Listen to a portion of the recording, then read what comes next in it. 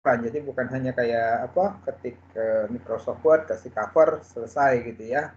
Sekarang sudah harus berubah ya. Jadi laporan itu harus didesain dengan baik. Ada beberapa contoh, nanti silahkan kalian cari contoh-contoh laporan yang bagus. Tapi bentuk laporan yang bagus itu tentu saja didesain ya, menggunakan desain. Jadi biasanya boleh saja tidak harus satu kolom, tapi 2 kolom, 3 kolom gitu ya. Di Word sendiri sebenarnya itu sudah mudah dilakukan gitu ya. Nah, kalau kita ingin membuat laporan, pertama kali yang harus difikirkan adalah untuk siapa laporan itu dibuat gitu ya. Nah, mungkin secara lengkapnya akan saya sampaikan secara cepat mengenai ini. Jadi sebenarnya pembuatan laporan itu adalah salah satu media komunikasi untuk menyampaikan pesan gitu ya. Nah, jadi laporan itu sebagai media komunikasi penyampaian pesan. Ada beberapa hal yang nanti kita coba diskusikan. Jadi bagaimana kebutuhan untuk membuat efektif komunikasi, tujuan, proses menulis, dan pertimbangan-pertimbangan pemikiran ya. Jadi memang disebutkan presentasi atau laporan itu bukan segala sesuatu, tapi kegiatan kita, pekerjaan kita sebagai perencana itu nggak ada kalau tidak ada laporannya gitu ya.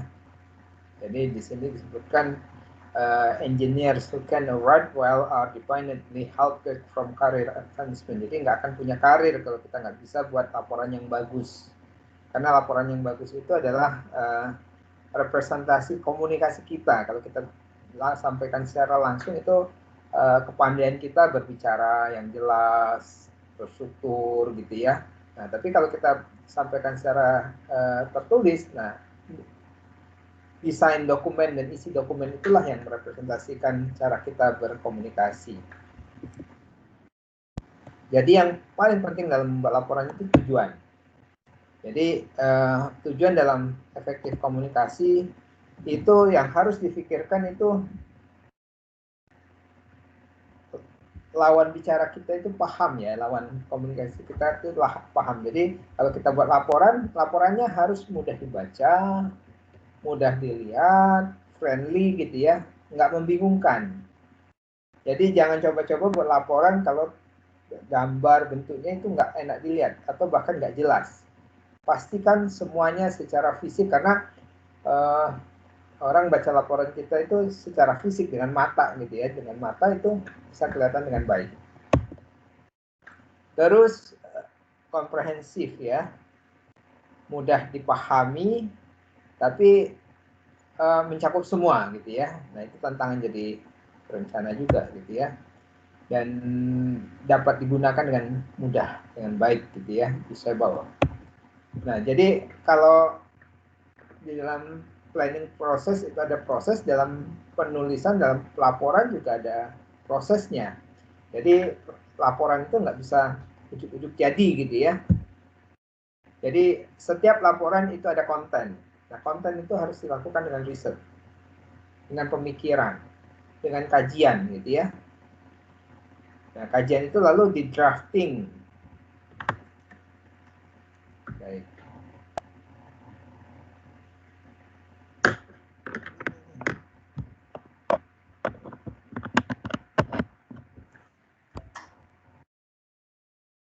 Jadi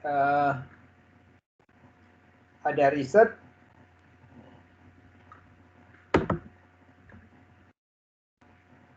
kemudian ada drafting, kemudian setelah proses drafting itu ada proses revisi ya, tidak langsung jadi. Jadi dari revisi itu mungkin diperlukan riset lagi gitu ya, dan ditulis kembali seperti ini ya. Kemudian selesai revisi konten dan koherensinya, lalu dibuat proses editingnya, apa perlu dibaca kembali dan ditulis ya. Jadi laporan tertulis itu bagus setelah ada proses lihat kembali, brainstorming, pre-writing dan sebagainya. Jadi proses menulis itu harus melalui proses yang seperti ini. Jadi pertimbangan-pertimbangan yang harus kita pahami dalam menulis, yang paling pertama dalam menulis itu kegunaan, ya. Kenapa kita menulis, ya? Why I'm writing, itu yang paling pertama harus ditanya kalau kita menulis. Gunanya untuk apa? Jadi jangan sampai kita menulis sesuatu yang tidak sesuai dengan kegunaan. Jadi agar tulisan-tulisan laporan-laporan yang kita buat itu sesuai dengan fungsinya, sesuai dengan tujuannya. Jadi paling pertama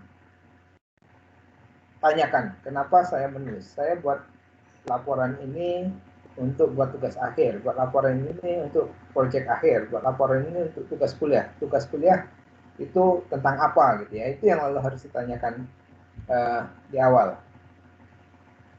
Kemudian yang kedua, kalau kita sudah ada hal yang jelas apa yang akan kita tulis gitu ya. Hal kedua adalah siapa yang akan jadi audiens kita, ya, yang akan membaca laporan kita itu ya. Itu yang harus kita pertimbangkan di awal. Jadi siapa, mengapa saya menulis, siapa yang akan membaca laporan kita. Jadi dengan kita tahu kepentingan yang akan membaca kita tadi ya, yang akan membaca laporan kita. Dengan demikian lalu kita mulai memikirkan dokumen yang seperti apa, isi dan desain dokumen yang seperti apa yang sesuai dengan tujuan menulis ya, dan juga sesuai dengan kepentingan dari audiens yang akan kita baca. Informasi-informasi apa yang harus kita masukkan, informasi apa yang tidak perlu kita masukkan, dan detailnya seperti apa ya. Dan organisasi kerjanya ya, struktur pembahasan ya, organisasi laporannya itu seperti apa, jadi outline-nya seperti apa, outline yang seperti apa yang cocok untuk laporan kita gitu ya. Kemudian stylenya, jadi apakah ini laporan resmi, normatif, atau laporan yang semi resmi, tapi yang jelas yang tadi yang saya sampaikan, pesannya harus sampai ya. Bahasa apa yang harus kita gunakan, bahasa resmi ataukah bahasa informal. Nah, di dalam membuat tulisan bagaimana kita mengeksplorasi kegunaan ya. Jadi informasi apa yang akan kita sampaikan, jadi kegunaan dari menulis itu gunanya. Jadi pertimbangkan informasinya, kemudian kalau ada copyright dan sebagainya, tanyakan ya, minta permohonan izin, informasi, juga anggaran gitu ya. Jadi ini requirement yang kita harus cari gitu ya, yang harus kita cari, apa-apa yang harus kita sediakan. Permisi, izin dari sumber-sumber, kemudian informasi dan juga funding itu diperlukan. Kemudian instruksinya ya, prosedur dalam menulis itu yang harus dipikirkan, arah dan prosedur dari tulisan kita gitu ya. Kemudian rencanakan kegiatan-kegiatannya gitu, kemudian rekomendasikan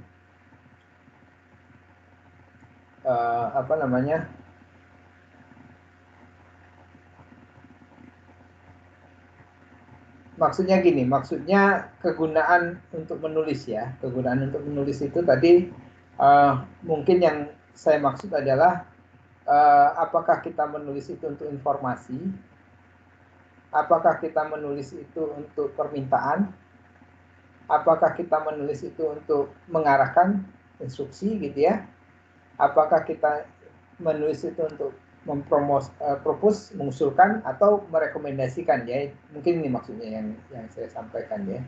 Jadi kegunaan dari menulis. Jadi tujuan dari menulis itu bisa berupa informasi, permintaan, instruksi, usulan ataupun rekomendasi.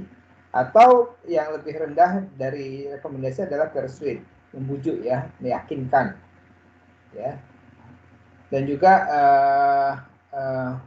pencarian dokumen ya, record, catatan dokumen dan sebagainya. Nah, audience itu adalah siapa yang akan membaca dokumen kita. Audience itu ada dua, audience utama dan audiens sekunder. Audiens utama itu adalah biasanya adalah audiens yang menugaskan, alasan kita menulis gitu ya. Jadi kalau kalian menyelesaikan tugas kuliah, audiensnya misalnya dosen yang menyuruh. Tapi kalau kita menulis publikasi gitu kan, audiensnya adalah masyarakat akademis gitu ya. Tergantung. Biasanya kalau audiens utama adalah pengambil keputusan, supervisor, kayak dosennya atau klien, customer, researcher, technicians. Jadi yang akan menggunakan informasi yang kita tulis. Ya, kemudian secondary audience adalah orang-orang yang tidak secara langsung menggunakan tulisan kita, tapi terpengaruh dari terdampak dari tulisan yang kita buat, gitu ya. Seperti itu. Kemudian, nah dari setiap audiens yang akan kita kita tuju itu analisis ya, analisis dari sisi materinya, expertise-nya gitu ya, posisinya di organisasi, ketersediaan waktu. Jadi ketersediaan waktu ini cukup penting. Ini akan terkait dengan berapa tebal, berapa banyak informasi yang akan kita sampaikan. Bisa jadi informasi lengkap, tebal gitu ya. Tapi kalau dia hanya punya waktu sebentar, maka informasi laporan lengkapnya itu harus kita buatkan executive summary selembar atau 2 lembar gitu ya. Jadi misalnya Pak Wali Kota minta dibuatkan rencana tata ruang wilayah. RT RW-nya tebal, tapi kalau untuk dibaca Pak Wali Kota mungkin executive summary-nya gitu ya. Kemudian motivasi dan perkiraan ekspektasi dari audiens itu seperti apa gitu ya. Jadi tentu saja berbeda audiens publik dengan audiens dosen, dengan audiens penguji, dengan audiens sesama mahasiswa atau audiens yang lainnya ya. Itu harus kita pikirkan background-nya. Kemudian edukasinya, reading level-nya. Jadi tentu saja kita berbeda menulis untuk akademis dengan menulis untuk project ya, atau menulis untuk masyarakat. Karena apa? Karena tulisan-tulisan yang kita buat itu harus dipahami dan mengerti dengan bahasa masing-masing audiens tersebut. Kemudian experience dari audiens itu harus dipertimbangkan ya, apakah dia masih junior ataukah yang audiens yang berpengalaman. Nah, setiap perbedaan dari audiens itu harus dijawab gitu ya. Jadi konten-kontennya mungkin harus disediakan untuk setiap audiens. Gunakan perbedaan bahasa, presentasi. Bisa jadi dalam satu buku itu ada box-box tertentu ya, box yang akan memudahkan audiens. Atau ada 2 versi bahasa gitu ya. Oke, kira-kira itu yang harus dipahami. Jadi setiap audiens itu harus kita sediakan. Misalnya buku lengkap untuk technicians gitu ya, executive summary untuk policy maker gitu. Itu untuk pembedaan audiens. Jadi harus seperti itu, tapi dokumennya harus tetap menarik. Baik, cukup jelas ya sampai di sini ya. Jadi tujuannya apa, kemudian audiensnya siapa, itu yang paling utama. Nah, kemudian lalu kita mulai menyiapkan bahan ya. Sebelum kita menulis, yang harus kita siapkan adalah pemahaman-pemahaman terhadap audiens tadi gitu ya, tujuan.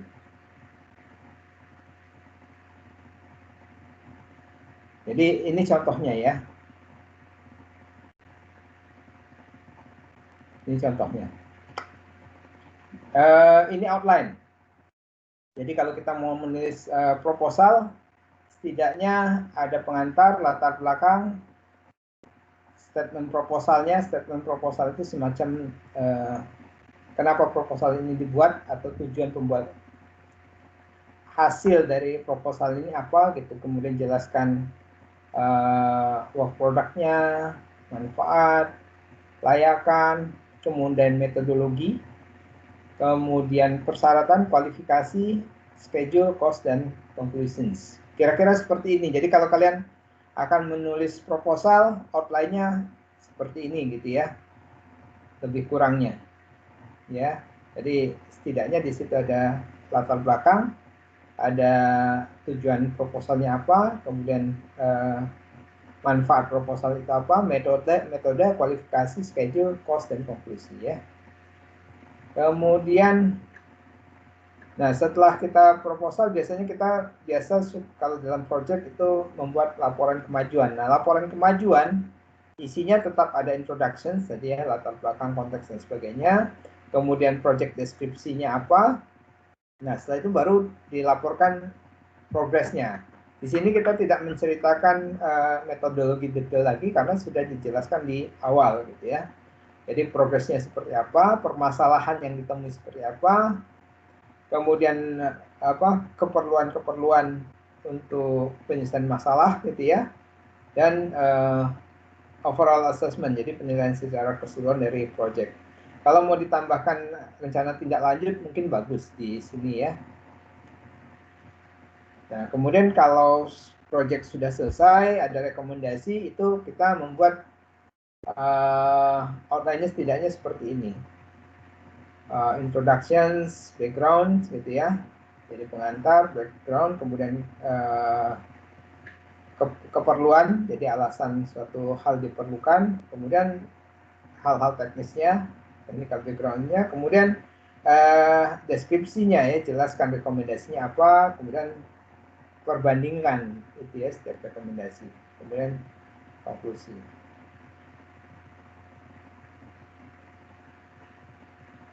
Secara umum report itu jadi formal report, general report itu secara umum bentuknya itu ada halaman muka ya, isi, kemudian penutup, pembuka, isi, penutup ya. Jadi introduction dan sebagainya, metodologi itu pembuka, isinya itu kontennya, kemudian konklusinya, sintesisnya. Nah biasanya kalau kita membuat suatu laporan ada suratnya ya, cover letter, surat pengantar ya, kemudian ada executive summary-nya, kemudian covernya ya, title page-nya, kemudian daftar isi, daftar tabel, daftar gambar, daftar appendix ya, daftar lampiran kalau diperlukan. Nah, misalnya surat pengantar. Jadi surat pengantar itu biasanya pakai kop surat gitu, kemudian langsung ditujukan kepada klien, ingatkan tentang kegunaan dari proyek tersebut, identifikasi dan jelaskan proyeknya ya dengan bahasa yang baik gitu ya, formal, tone yang terstruktur dengan baik. Jadi kira-kira seperti ini ya. Ada cover, di sini cover ya.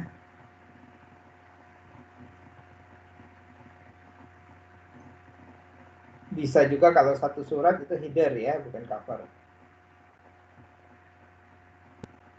Header, kemudian ada tanggal, alamat, subjeknya. Kalau bahasa di Indonesia biasanya di sini ada nomor surat, di bawah tanggal itu ada nomor surat, ada lampiran, ada subjek. Tapi kalau dalam surat bahasa Inggris biasanya dia tanggal, tujuan, kemudian subjeknya gitu ya. Nah, terus pembuka, kemudian isi dan penutup. Mungkin bagus kalau cari contoh-contoh mengenai ini. Contoh executive summary ya. Satu halaman atau kurang gitu ya. Executive summary itu ditulis setelah seluruh laporan selesai. Jadi dia harus bersifat summary gitu ya. Fakta, konklusi, rekomendasi itu harus ditampilkan di dalam laporan tersebut.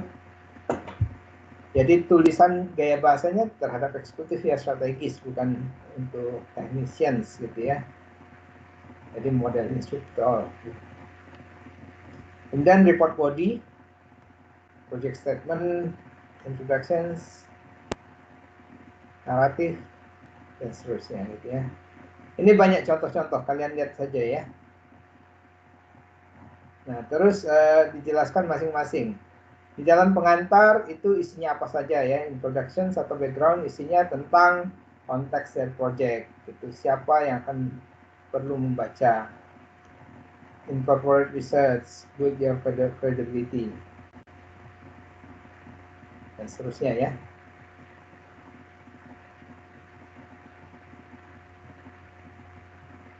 Ya.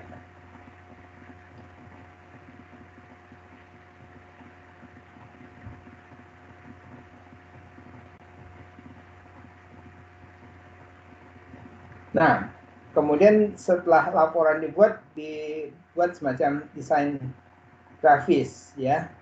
Desain grafis itu seperti yang sudah saya sampaikan, ini bentuknya hampir sama gitu ya. Gunakan kontras, repetisi, alignment, proximity. Ini diterapkan di halaman-halaman ya. Halaman demi halaman dari laporan.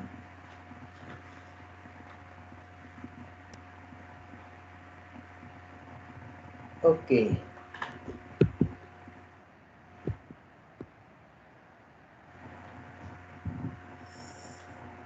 Silahkan dibaca. Banyak, sampai hampir 60 slide ya. Nah, sekarang pertanyaannya adalah, mungkin saya matikan dulu. Laporan yang seperti apa yang akan perlu kalian siapkan?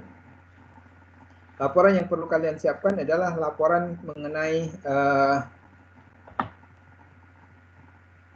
tugas-tugas. Ya. Jadi sesuai dengan tema kalian laporkan. Sebenarnya bahannya itu sudah ada. Kalau kalian membuat laporan kelompok, ya, laporan kelompok kalian buat, itu kan bentuknya masih grafis semua. Nah, itu kalian laporkan dalam bentuk apa? Laporan yang didesain dengan baik. Bentuk desainnya kalian boleh lihat tapi formal ya. Saya kasih contoh. Mungkin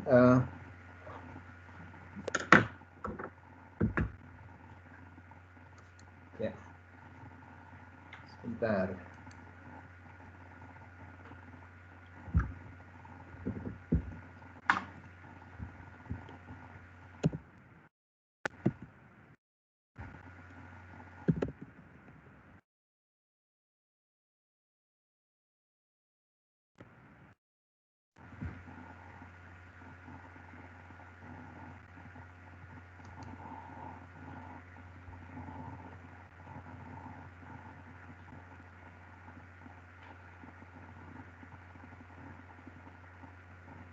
Atau kalau ada yang ingin ditanyakan, silahkan ditanyakan ya.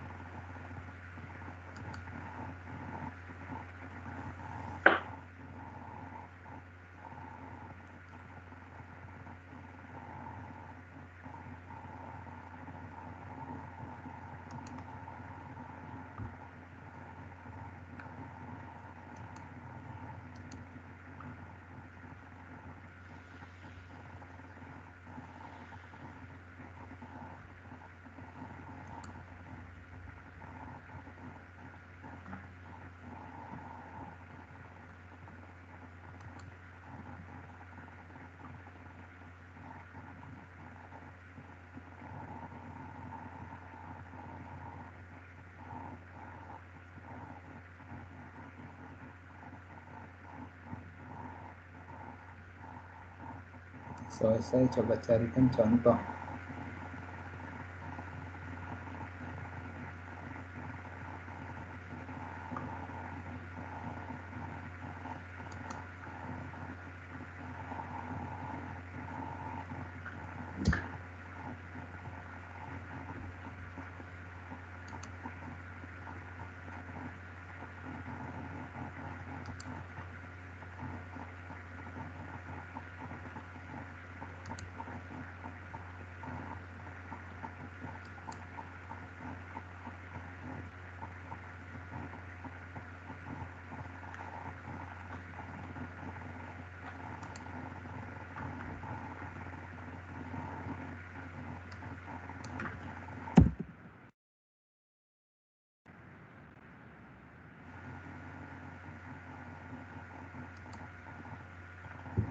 Ini saya ambil misalnya annual progress report dari UN Habitat.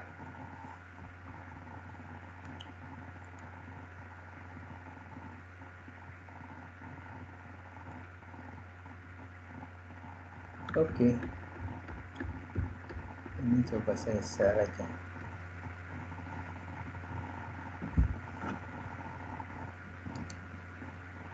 Ini contoh saja ya. Bentuk yang lain silahkan kalian cari sendiri. Ini contoh. Jadi kalau kita buat report gitu, ini report formal. Ini contohnya report dari UN Habitat ya. Jadi di dalam report itu cover itu dirancang dengan baik. Jadi ada judulnya, tapi dengan desain gitu ya. Ini kan contoh kontras ini ya, hitam dengan biru, biru dengan putih gitu ya. Jadi bentuk desain ini bisa dipakai. Terus ada logo ininya ya, logo institusinya.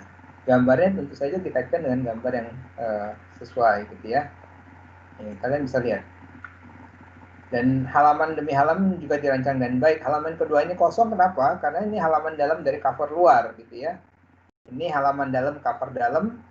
Kemudian halaman sebaliknya itu biasanya ada disclaimer, ada copyright. Nah, lihat rancangannya ya, rancangannya ada nomor ISBN dan sebagainya bisa ditampilkan di sini. Kemudian halaman berikutnya daftar isi. Ya. Desain daftar isi, kemudian ada kata pengantar gitu ya. Kasih gambar. Terus nah ada executive summary ya, executive summary-nya juga muncul. Dan lihat laporannya kan 2 kolom ini. Laporannya 2 kolom, terus ada gambar. Terus untuk setiap subjudulnya dia menggunakan warna biru, kemudian bab itu nggak harus di tengah besar gitu ya, dia pakai section 1, jadi dia tetap desainnya bagus gitu ya, dan bisa 2 kolom diubah jadi 3 kolom gitu ya, kasih gambar dan seterusnya. Dan disertakan bagan-bagan seperti ini gitu ya, jadi bagan-bagan kreatifnya bisa dibuat. Baik, ini contoh. Ini mungkin saya kirim aja ke contoh ini.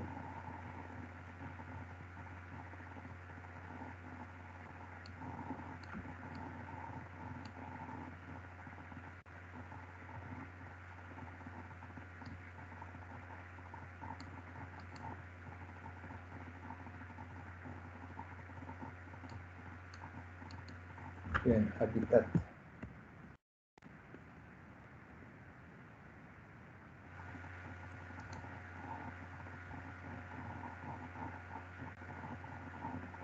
Jadi ini saya masukkan ke dalam contoh Teams.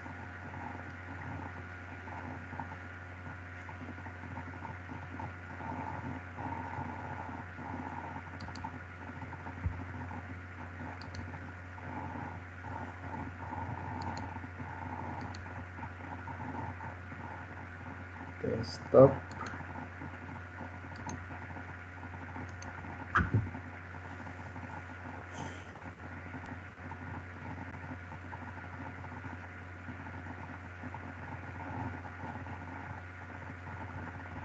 Ya, itu ada contoh ya.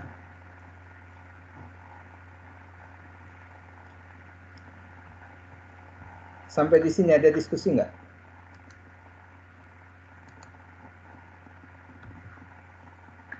Pak, izin bertanya. Ya. Untuk perihal proposal laporan ya Pak ya, proposal laporan, laporan ya Pak ya. Untuk laporan itu kan akan ada kayak apa namanya infografis dan segala macam seperti itu ya Pak. Nah untuk penyajiannya itu sendiri yang formal ya Pak ya, yang formal itu boleh nggak kita meniadakan margin Pak? Margin tetap, jadi gini, prinsip yang harus dipegang itu adalah pesannya harus sampai sesuai dengan konteks. Ya, sesuai dengan konteks. Jadi kalau formal ya tampilannya juga harus formal gitu ya. Margin mungkin dia relatif gitu ya. Tapi kalau dia terlalu pinggir, nggak ada margin sama sekali, itu mungkin lalu akan berisiko nanti ada pesan yang hilang, misalnya kepotong dan sebagainya, tidak terprint. Ya, misalnya itu kan, misalnya kita kirim sebagai hard copy, waktu dijilid kepotong, waktu di PDF, waktu mau di print oleh user kita tidak di terprint di printernya. Jadi itu yang lalu harus dipertimbangkan sebenarnya.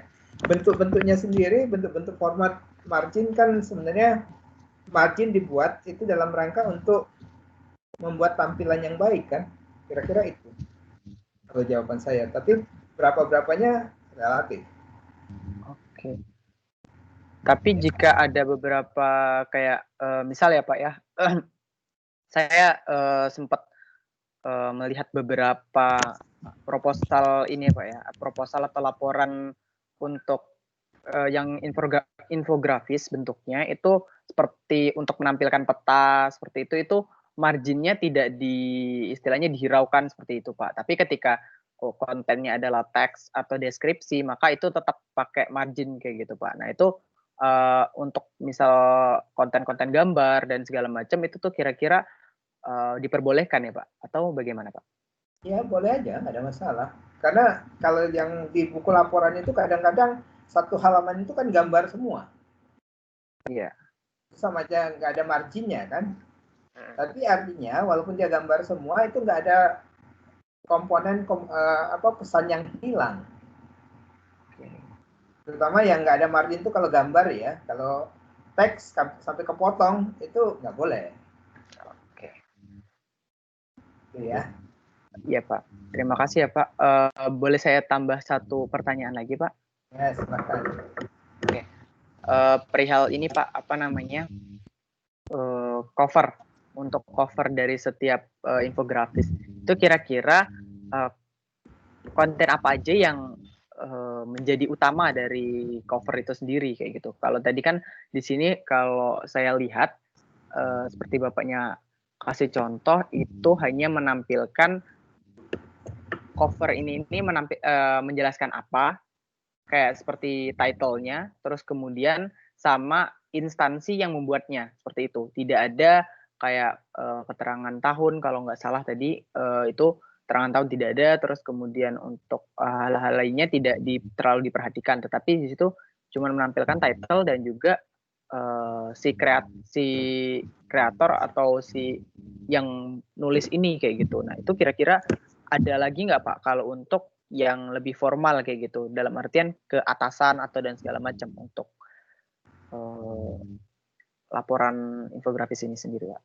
Ya, yang jelas laporan itu harus sesuai tujuannya, fungsinya ya. Kalau cover itu dia harus ada title-nya jelas. Itu memberikan judul laporan ini untuk apa gitu ya. Nah yang kedua tentu saja siapa yang buat laporan itu juga harus dibuat gitu ya. Tapi sebenarnya itu juga relatif gitu ya. Kalau di buku-buku itu kan biasanya ada title, ada siapa yang buat, kemudian ada tahun. Ya kira-kira itu aja sebenarnya. Tapi dalam bentuk desain grafis. Kecuali memang sudah ditentukan, ya. Tapi yang jelas di situ harus ada title, siapa yang buat, institusinya apa kira-kira. Oke.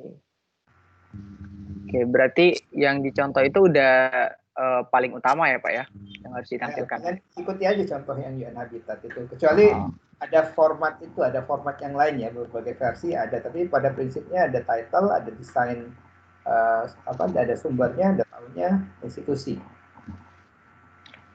Oke, makasih ya Pak. Terima kasih atas jawabannya. Oh ya, mohon. Gimana Pak? Oke, terima kasih Pak. Kalian nggak tanya laporan apa yang harus kalian buat?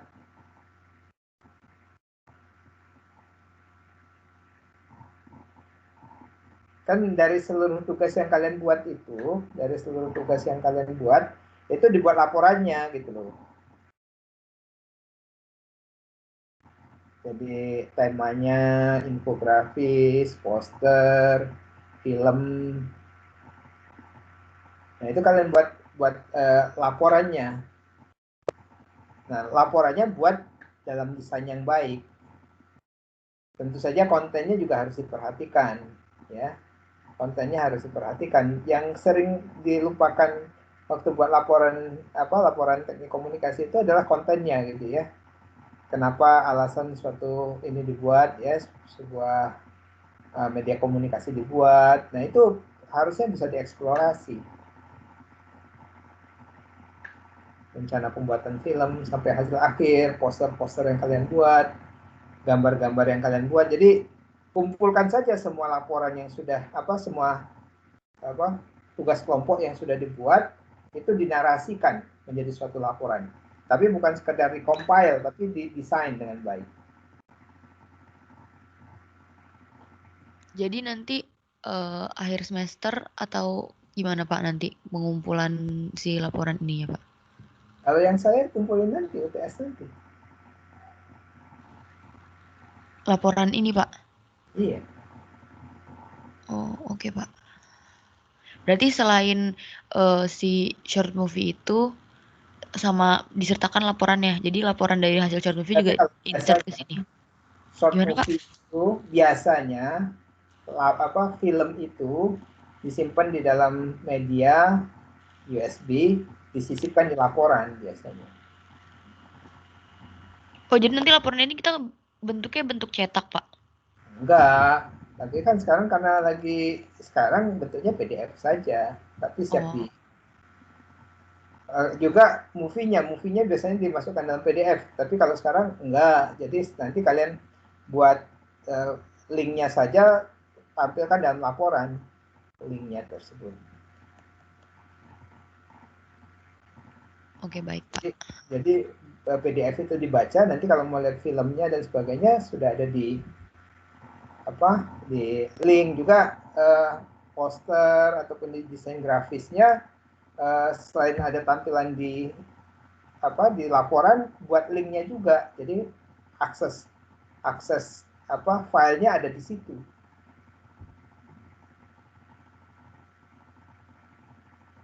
Jelas nggak maksudnya? Jadi kalau laporan itu dikumpulkan, sebenarnya di dalam laporan itu sudah ada file-filenya dalam bentuk link. Jadi yang kalian kumpulkan itu PDF-nya laporan itu saja, tapi kalau begitu laporan itu dibaca, nanti filmnya ada di situ, posternya ada di situ, proses pembuatannya, konten narasinya ada di sana semua. Berarti nggak perlu mencantumkan si gambar posternya di dalam laporan, Pak. Cukup taruh link saja, nanti misal link itu langsung ke drive gitu misalnya, Pak? Ya nggak juga. Laporannya nggak bagus kalau nggak ada gambarnya. Oh, tetap dicantumin, tapi nanti juga ada link untuk kesananya gitu, Pak? Ya, akses filenya. Akses, oke, baik, Pak. Ya. Izin Pak, berarti itu hyperlink ya Pak nanti Pak? Iya, link ke Google Drive atau kemana silahkan. Baik Pak, terima kasih. Ya, jadi yang kalian kumpulkan itu PDF nanti. Jadi yang kalian kumpulkan waktu UTS nanti, UTS ada UTS ya, minggu depan kan kalian UTS. Ya, nah waktu UTS itu kalian kumpulkan PDF saja. Tapi di dalam PDF itu sudah lengkap gambar-gambarnya dengan link filenya.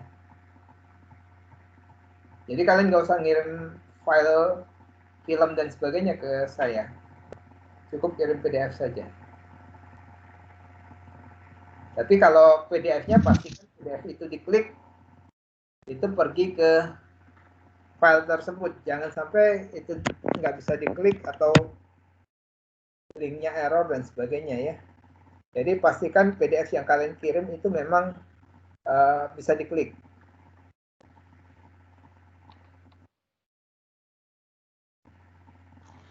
Pak, mau tanya Baik, untuk tanggal yang tepatnya itu kapan ya Pak? Tanggal pastinya Pak, pengumpulannya. UTS, saya nggak tahu udah keluar belum jadwalnya. Pokoknya pas hari H UTS Ya. Tekom gitu Pak. Ya. Oh baik Pak. Jadi kan kalian kumpulkan saja nanti di ini saya buat apa di pertemuan di utama itu tugas besar ya. Nah di tugas besar itu kalian kumpulkan PDF. Nggak, filenya kan harusnya nggak besar-besar sekali lah ya.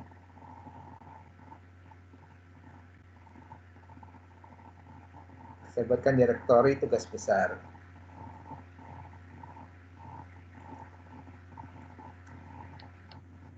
Ada lagi yang lain? Kelompok Pak, itu tanya. ya silakan. Ini Pak, untuk penulisan laporannya, apakah ada tornya Pak? Tornya ikut Atau apa aja outline-nya? enggak, Gimana Pak? outline-nya bebas. Jadi harus kompak. Oke, terima kasih ya Bapak. Contoh bentuk laporannya ada aja yang kayak salah satu contohnya kayak UN Habitat yang saya upload tadi barusan. Bapak izin bertanya, Pak. Ya. Jadi untuk laporan ini dari 6 materi di minggu-minggu lalu itu kita masukkan di report book ini kan, Pak? Ya. Intinya begitu kan, Pak? Ya, tapi bukan sekedar dimasukkan, dinarasikan di laporan ya. Jadi beserta fotonya juga dan progres-progresnya juga, Pak. Jadi ceritakan, kalau narasi itu ceritakan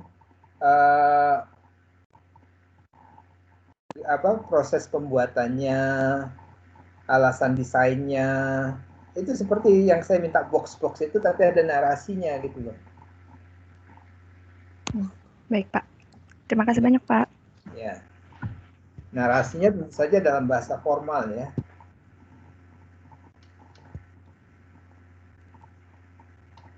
Pak, izin Kalau bertanya. Ya silakan.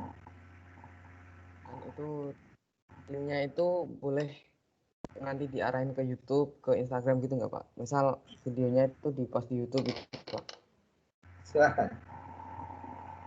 Bebas, Satu ya, yang perlu saya beri catatan ya di dalam kalian buat PDF, perhatikan font, size font.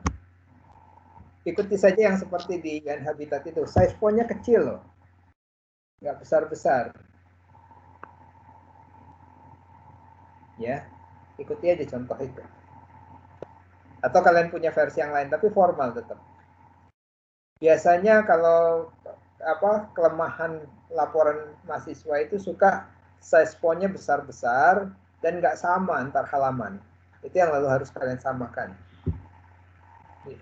di standarisasi.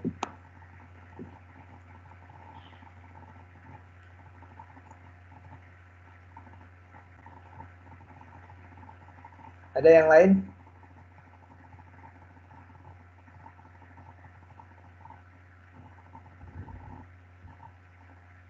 Baik, kalau tidak ada, satu lagi mungkin yang ingin saya sampaikan itu tentang web ya. Nah, kalau web itu saya pikir kalian sudah banyak mencoba buat semua ya. Tapi untuk web itu kalian sebenarnya bisa cari ke contoh. Bisa saja best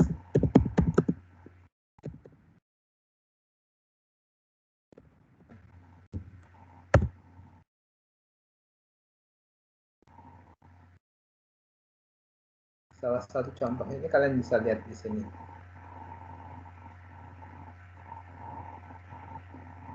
Jadi kalian tulis misalnya best website design gitu ya. Ini dia menginikan ESPN, Montage, Zillow.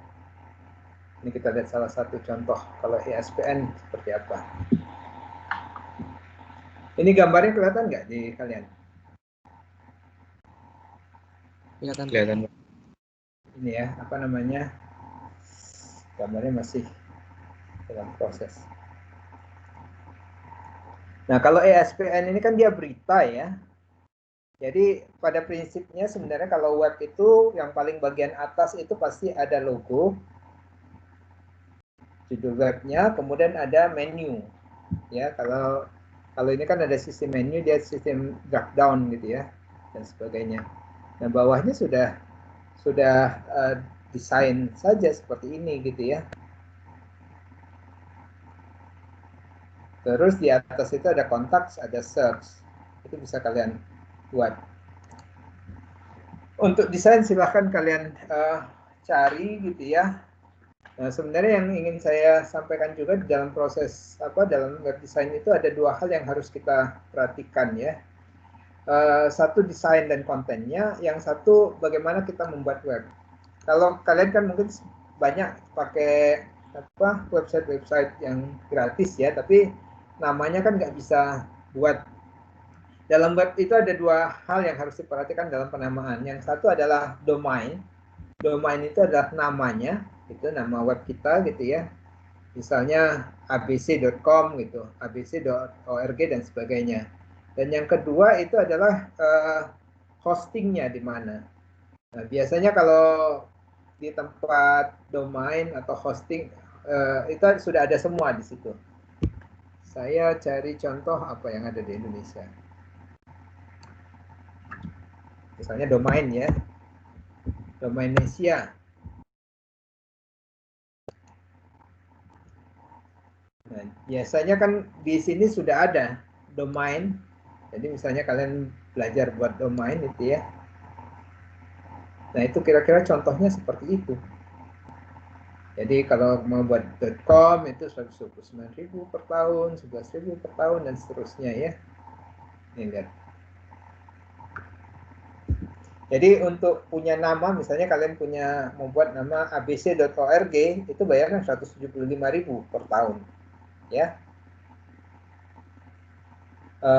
Itu kalau yang internasional. Nah, yang nasional juga ada misalnya ID ya, misalnya kita buat EF or.id misalnya. Nah, ini contohnya ya. Itu harga-harganya. Sekitar 50 ribuan. Or ID.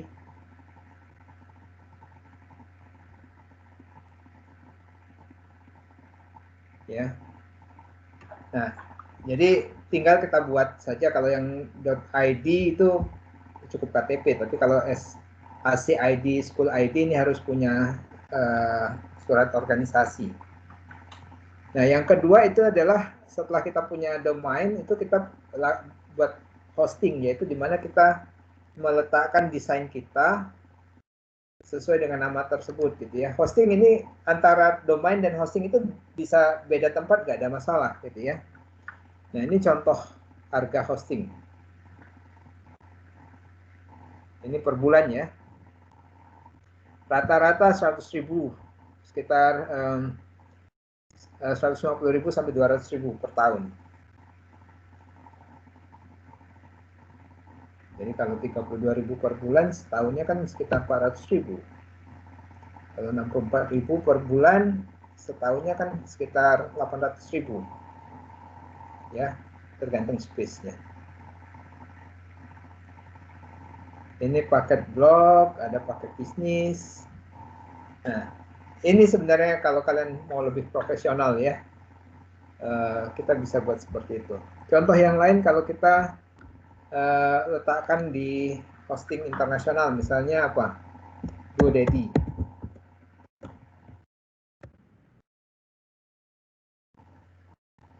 Ya. Sama, ada hosting, ada domain juga di situ ya. Misalnya kalau kita domain, tuh, lihat harga-harganya juga sama ya. So, jadi ke .com itu sekitar 124.000 setahun. Dan kalau ada hostingnya, nih, ini web hostingnya. Hampir relatif hampir sama, 60.000 per bulan. Jadi setahunnya sekitar 700.000.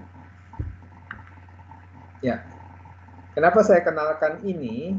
Supaya kita tahu nanti kalau kita mau buat hosting dan domain yang profesional ya, bukan yang gratisan. Jadi kalau kalian memang mau buat web yang kegunaannya khusus gitu ya. Nah, terus untuk desainnya ya banyak hal, tapi yang saya bilang tadi desain web itu kan biasanya kan kita sudah pakai WordPress gitu ya. Itu kan sudah ada, tinggal dipakai aja lah desain seperti di WordPress itu.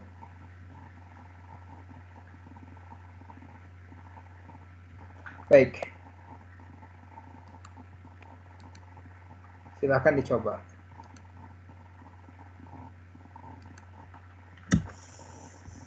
Semuanya udah pernah buat web? Semua kelompok maksudnya.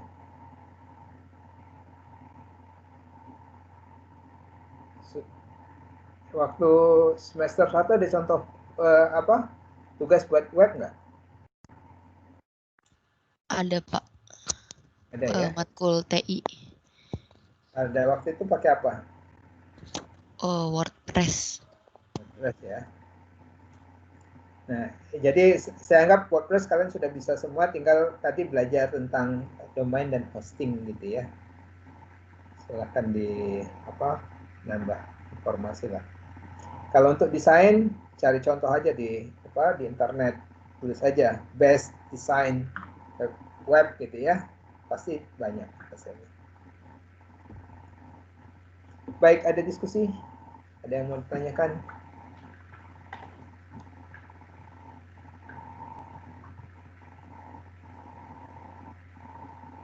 Kalau tidak ada, mungkin silakan kalian manfaatkan sisa waktu di channel masing-masing untuk mendiskusikan tugas-tugas kalian gitu ya. Tapi kalau film udah selesai semua nggak? Proses editing, Pak. Editing ya. Jangan mepet yang jelas. Jangan mepet waktunya ya. Dan nanti waktu di-upload silahkan pastikan filmnya udah bagus. Udah siap ditonton yang baik. Dubbing gimana? Rata-rata dubbing sendiri atau pakai aplikasi bahasa Indonesia atau bahasa Inggris?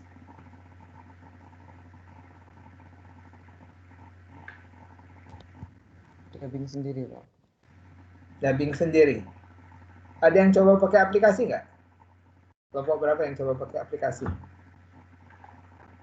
Aplikasi bahasa Inggris.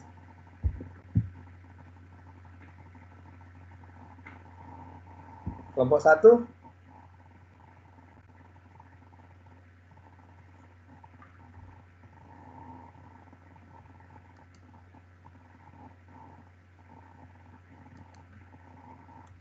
Disebutkan dulu.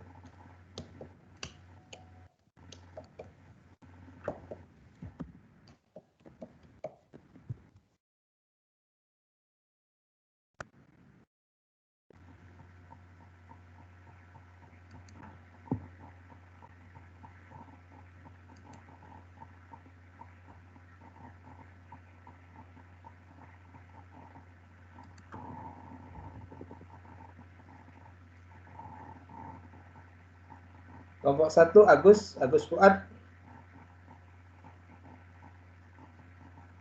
Ada nggak Agus? Kalau nggak yang lain. Prilly.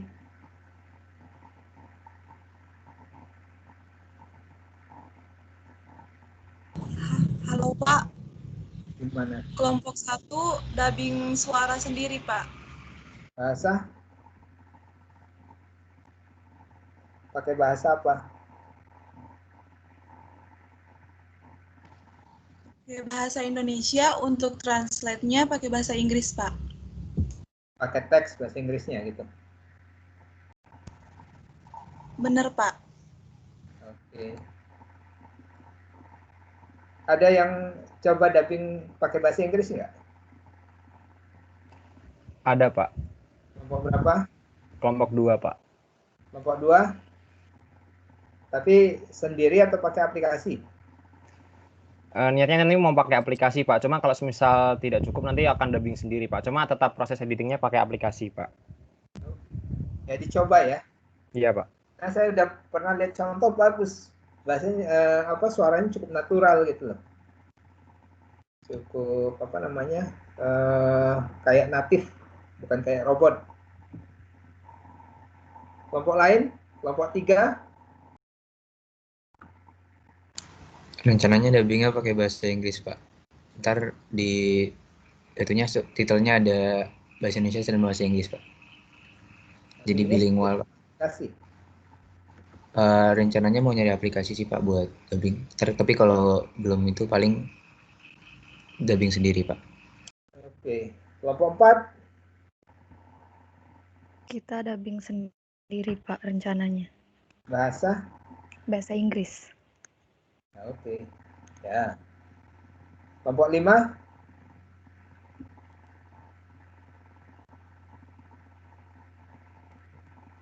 Ardi, Aisyah, Tiara.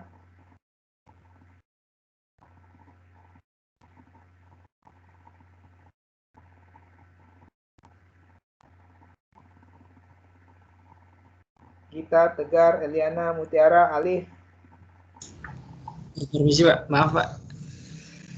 Jadi nanti kelompok kita rencana itu pakai dubbing sendiri, Pak. Bahasa Bahasa Indonesia, terus translate di bawahnya itu teks pakai bahasa Inggris, Pak. Oke. Ya, betul. Kelompok 6. Udah ya.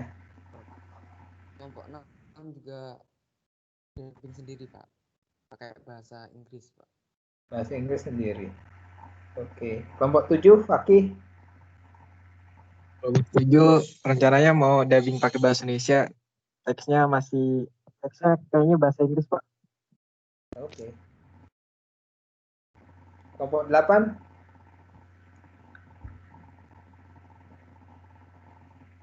Untuk kelompok 8, kita dubbingnya pakai bahasa Inggris, Pak. Teksnya pakai bahasa Indonesia, dubbingnya sendiri.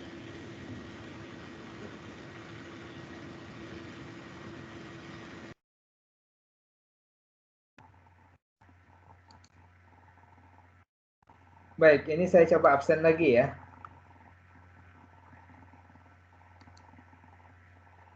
Tarisa Hani Putri. Hadir, Pak. Hadir ya.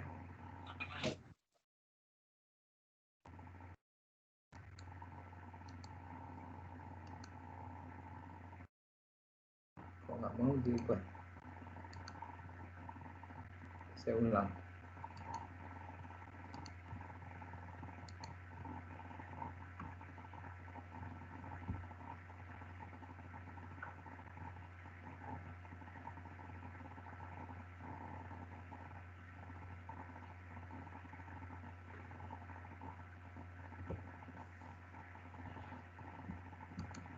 SSO-nya dari Pak, pagi saya belum absen.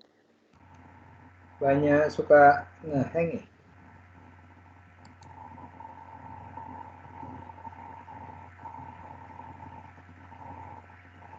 Oke.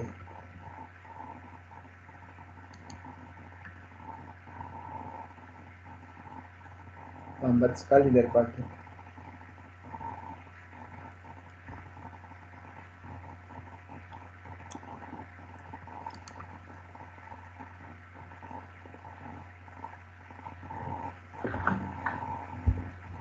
(57 per 64) masih 7 orang belum absen.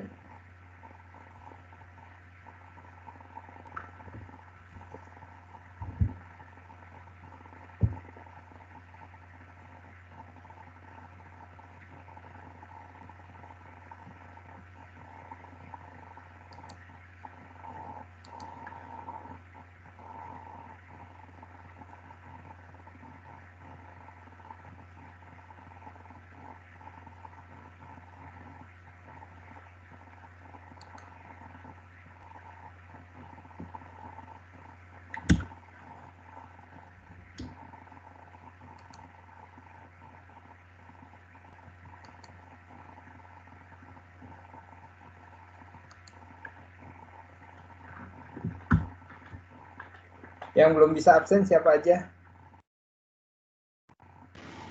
Saya, Pak.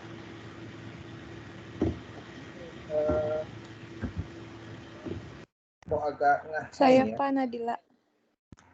Bentar, saya catat aja. Ini Nanti saya list aja Pak, saya kirim ke Bapak ya nama-namanya Pak, yang belum bisa absen. tapi sebelum jam, nah ini udah keluar. Oh udah bisa Pak. Udah keluar. Karindra masuk nggak? Hadir, Pak. Iya.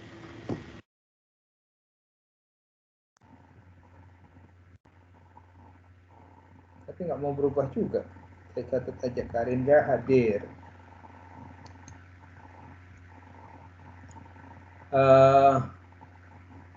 Alfat Hidayatullah Hadir, Pak. Alfat.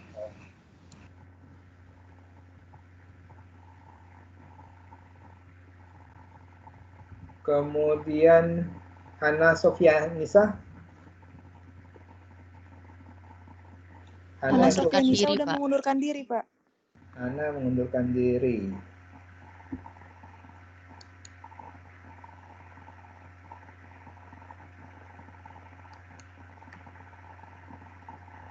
Oke. Adi Arif Kurniawan. Mengundurkan diri Pak. Nadila Rizkia. Hadir, Pak.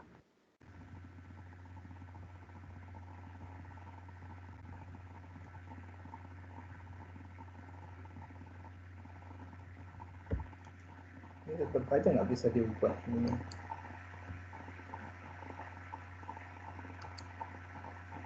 Malita Tulistianingsih. Hadir, Pak.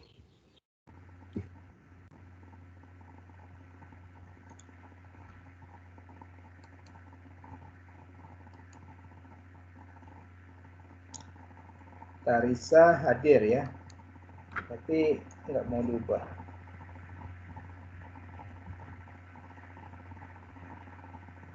Tarisa hadir nggak? Hadir, Pak. Hadir.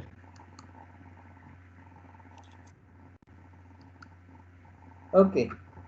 Ada 5 yang ini, tapi nanti kalau sudah sistemnya jalan, saya coba buat kehadirannya. Baik, ada lagi yang ingin ditanyakan? Kalau nggak ada, silakan kalian diskusi ke masing-masing kelompok. Kuliah dari saya udah selesai. Nanti silakan waktu UTS kalian kumpulkan PDF-nya masing-masing. Kemudian pastikan bahwa senario sudah versi terakhir ya. Dan pelajari dari semua pelajaran yang sudah saya kasih selama 7 kali perkuliahan, termasuk pembuatan film.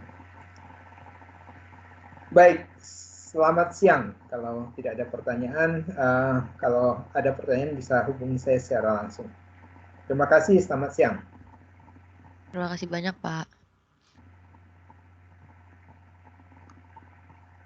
Terima kasih Bapak.